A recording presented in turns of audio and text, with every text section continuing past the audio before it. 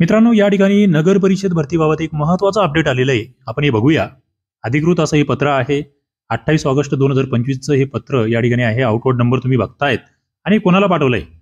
जे सहआयुक्त आहेत, वेगवेगळे विभागीय आयुक्त पुणे, छत्रपती संभाजीनगर, नागपूर, यवतमाळ, पालघर, बीड, चाळीसगाव या ठिकाणच्या सहआयुक्त, विभागीय आयुक्त वगैरे यांना हे पत्र पाठवलेलं आहे. आणि विषय काय आहे?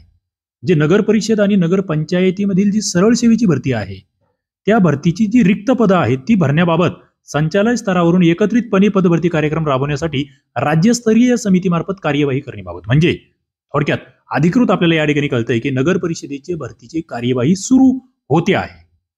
आता यांनी सरळ म्हणलंय 9/6/2025 चा शासन निर्णय आहे.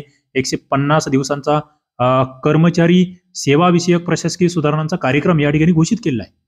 आणि या अंतर्गत जी रिक्त पदं आहेत ती आरक्षित रिक्त पदे भरण्यासंदर्भात या ठिकाणी ही पत्र आहे.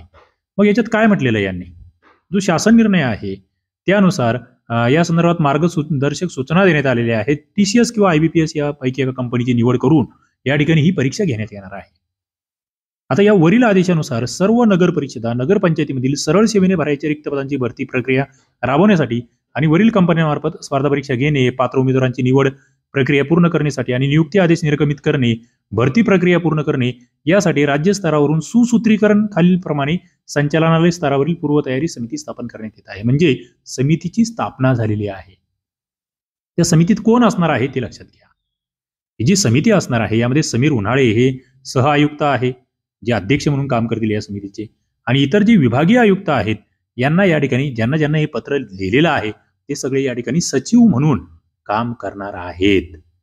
आता या समितीला काम काय दिलेलं आहे? या समितीला काय काम करायचं आहे? जे गट क आणि गट ड च्या कक्षेतली पदं आहेत ती भरण्यासाठी TCS किंवा IBPS यांच्या मार्फत स्पर्धा परीक्षा घेऊन ही निवड करायची आहे. या कंपनीचा पाठपुरावा करून अनेक अडचणींमुळे सदर प्रक्रिया जिल्हा स्तरावरून राबवणे शक्य झालेली नाही, म्हणून या कंपन्यांशी समन्वय ठेवायचा आहे यांनी. त्यानंतर मग जे काही सामान्य प्रशासन विभाग असेल, नगर विकास विभाग, नगरपालिका कायदा, संचालनाचे स्थायी निर्देश, आदेश, परिपत्रक पत्रक या सगळ्या बाबींचा अभ्यास करून संवर्गनिहाय रिक्त पदांची राज्य स्तरावरून सरळ सेवेने भरती करण्याबाबत सगळी कार्यवाही या समितीला पार पाडून घ्यायची. म्हणजे सगळी जबाबदारी यांना त्या ठिकाणी निश्चित करण्यात येते आहे.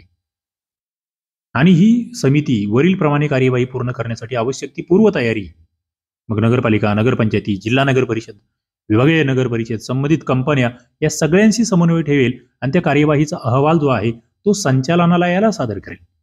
अभिषेक कृष्णा हे संचालक आहे नगर परिषद संचालनालयाचे. त्यांनी या ठिकाणी हे पत्र लिहिलेलं आहे आणि मला वाटतं नगर परिषद भरतीची तयारी करणाऱ्या विद्यार्थ्यांसाठी ही खुशखबर आहे.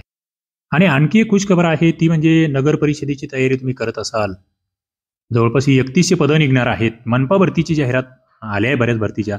ती गट क आणि ड साठी विजयभाव व्याज चालू आहे आणि सध्या गणेशोत्सव ऑफरमध्ये अत्यंत माफक शुल्कात तुम्हाला हे सगळं या ठिकाणी भेटणार आहे. लेक्चर्स असतील, नोट्स असेल, झालेले पेपर्स याच्यामध्ये जे आहेत ते आपण कव्हर करतोय. ते सगळं तुम्हाला पाहिजे असेल तर अभ्यास कट्टा ॲप डाउनलोड करून घ्या. हा व्हिडिओ आपल्या मित्रांपर्यंत शेअर करा आणि अभ्यास चालू ठेवा. थांबूया. धन्यवाद.